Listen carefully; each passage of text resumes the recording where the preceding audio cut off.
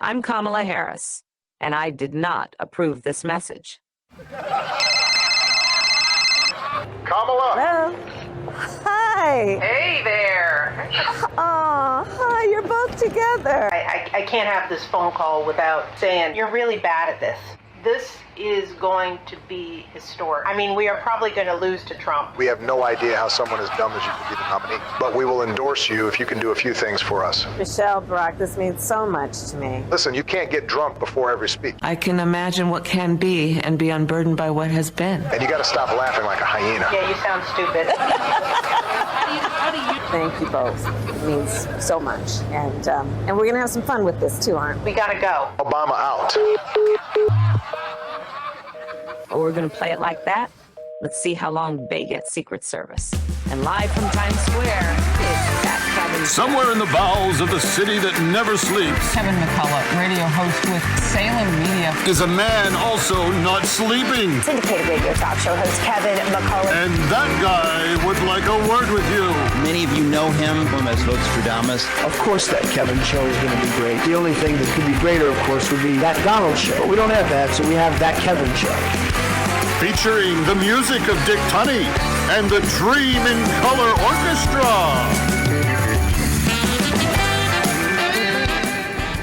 And tonight is Kamala coming for your kids, Angela Morabito. Penn Holderness takes on junior Olympians in table tennis. Daryl Eves stops by from The Chosen. Lots of sketch comedy tonight from Not a Parody, and Carrie Underwood in the spotlight. And now, from Times Square, a man who actually received more primary votes for president than did Cacklin' Kamala. Here's that Kevin!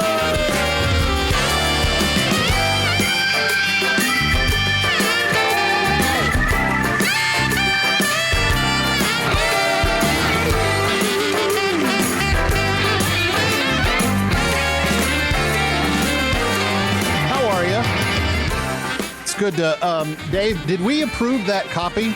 Nope. The part where you just said that I received more votes than Kamala did, because I don't remember ever running for that position. No, that's because I wrote you in. Oh, you wrote me in? Yes. Oh, well, thank you. So I guess I actually did get more primary votes for president than she did.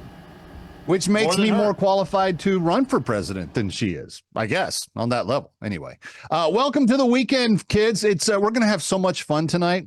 You know, Penn Holderness was so gracious last week in getting his backside just royally kicked by the fencers, the future Olympian fencers. We thought it would be fun to let him go try his hand at ping pong. So coming up tonight, Penn Holderness versus the Olympians in the next generation of table tennis. That you want to stick around for nothing more than just that. But we've got a great show for you straight ahead. And I've got to wait a minute. It's just striking me now, Dave. If that's not actually true, if you didn't actually write me in and I didn't actually get a primary vote, then I'm going to have my biography scrubbed online. Oh, you mean like Tim Walz? Well, yeah, exactly like Tim Walz. But, you know, that's the thing. Yes. Fake candidates, fake accomplishments, fake votes, fake everything. I mean, that's what the Kamala team has right now. They're the fakest of the fakest, phony, fraudulent fraudsters that ever frauded. Anyway, as I was saying, welcome to the weekend. We're glad you're with us. You do know, don't you, Kamala, that there's a lot of video of you out there. Tonight, we've got so much video of you that is real that I gave the writers the week off because we didn't have to write parodies, because there was so much material for the not a parody that we didn't have to have parodies. I mean, just take a look at this clip right here. We have to stay woke. Like, everybody needs to be woke. And you can talk about if you're the wokest or woker, but just stay more woke than less woke. Yeah. Now, I don't know what she's laughing at. I can't decipher it. It seems a little odd that she's the only one laughing in the entire room. The two people on the stage with her aren't laughing. Nobody in the hallway's laughing with her. But listen again. We have to stay woke. Like, everybody needs to be woke. And you can talk about if you're the wokest or woker, but just stay more woke than less woke. It's just the weirdest thing. And I know that she doesn't want to be the woke candidate. That's why she's trying to walk all of her positions back. Like, no, I didn't really say that I was against fracking, except we have it on video that you said you were going to ban fracking. No, I'm really in favor of fossil fuels, except that you said you wanted to convert the fossil fuel industry into green new energy. No. I want to create jobs for the energy workers in Pennsylvania and Ohio and Michigan, except that you said that the opportunity for the Green New Deal that you co-sponsored would give these people a unique opportunity to transition themselves to new skill sets. These were all things that came out of your mouth. So at the end of the day, Kamala Harris, I don't know what you mean when you say this right here. We have to stay woke. Like, everybody needs to be woke. And you can talk about if you're the wokest or woker, but just stay more woke than less woke. But I think most of the rest of the country does. And that's the real challenge, isn't it? That you've been utterly verbal, not having accomplished anything, spoken and said so many things that people have you now on tape saying, and now you want to take it all back. You want to gaslight me and everybody that watches my show. You want to gaslight all of us to think that the actual stuff that you've said, you never said. It's kind of like Tim Waltz's biography. He said things. I went places. Just this last week, people have come up with campaign emails that he sent out, old internet webpage caches, because on the interwebs everything lives forever now. And it turns out he said he was in Afghanistan, and it turns out he said he was in Iraq, and that he was an Afghanistan and Iraq war veteran of the war on terror.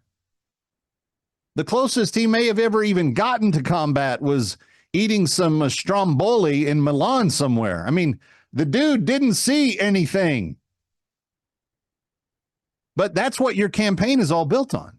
It's all built on smoke and mirrors and magical words and crazy imaginations that you said at one point in time because you didn't think anybody was paying attention, so that they would notice and then, give you a pass, but you would sound heroic or smart or something in the process.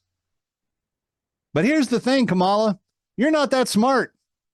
What the Obamas said at the beginning of the thing, yeah, you're one of the dumbest candidates that's ever run for office. I'm not being derogatory. You are the literal mathematical definition of the word dumb. In order to be dumb, it means you have to have a lack of intelligence, that there has to be a lack of substance in your brain. And when you say the things that you say, like this right here. We have to stay woke. Like, everybody needs to be woke.